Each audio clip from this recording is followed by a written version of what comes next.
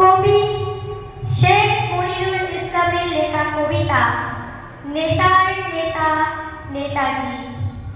কলকাতার এই শ্যামবাজারে আছেন তিনি ঘোড়ায় চড়ে, সেনার কড়া পোশাক গায়ে টক বগিয়ে লাগাম ধরে। আছেন তিনি ইন্ডিয়াকে মূর্তি হয়ে বিদেশ ছুঁয়ে, রূপকথার সে মুকুট পরে ইতিহাসের পাতায় শুয়ে। দিল্লি চলো ডাকছিল তার, কিংবা বলে রক্ত দাও, তোমার হকের স্বাধীনতা বিনিময়ে বুঝিয়ে দাও। আইসিএসও পাশ করেছে, কেমন মেধা তার তা তো জানি। চাকরি ছেড়ে দেশের সেবায় দিলেন তুলে জীবন খালি।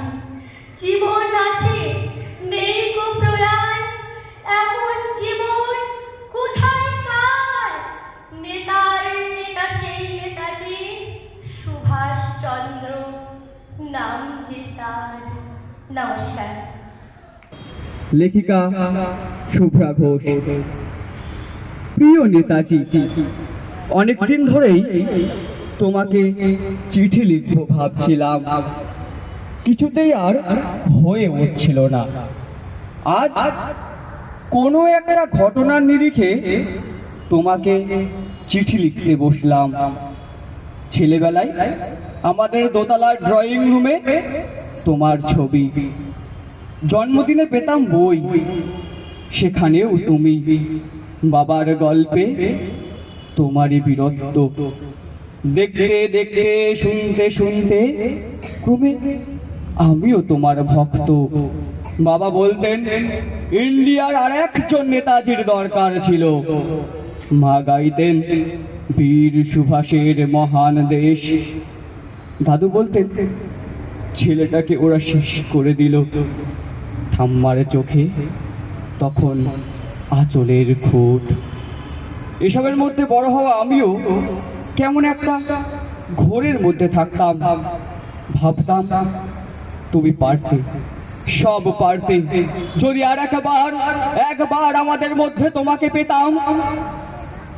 আজ উত্তর 40-এও আমার একই ঘোর, তুমিই পারতে। কেননা দেশের মাটিতে দেশপ্রেমের মতো জোরালো একটা ঝাঁকুনি দেবার ক্ষমতা তখন কারোর ছিল না। এখনো আছে কি? তোমার হারিয়ে যাওয়ার পর দেশে কত কমিশন বসেছে।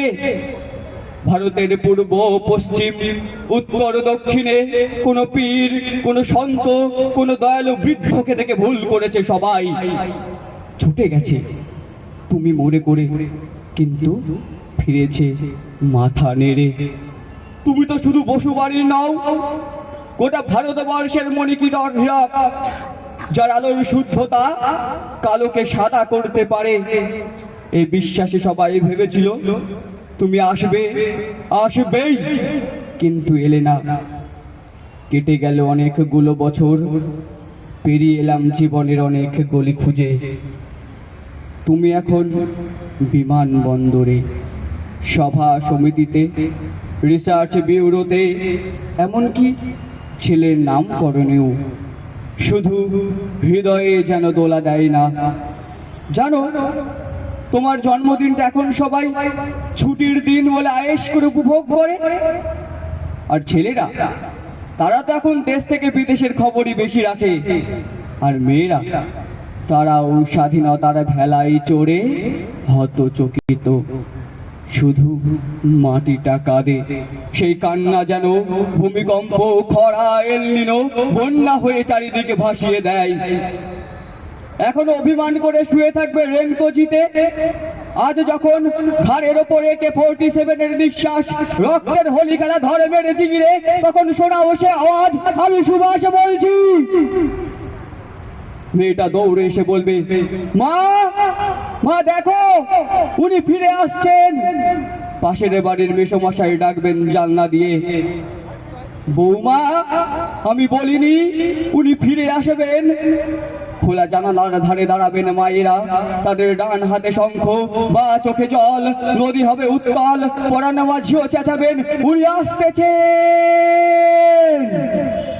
সবুজ মাঠে শিশুদের হাতে পতাকার দোলা, উনি আসছেন, উনি আসছেন, উনি ফিরে আসছেন। তোমার হারিয়ে যাওয়া জন্মদিনের ভিতর থেকে উঠে আসুক আর একটাতেই সে। আজ ঠিক স্বাধীনতার আগের মুহূর্তে দাঁড়িয়ে তোমাকে আমার এই চিঠি। প্রণাম নিও, ভালো থেকো নেতাজি, প্রণাম নিও। নমস্কার।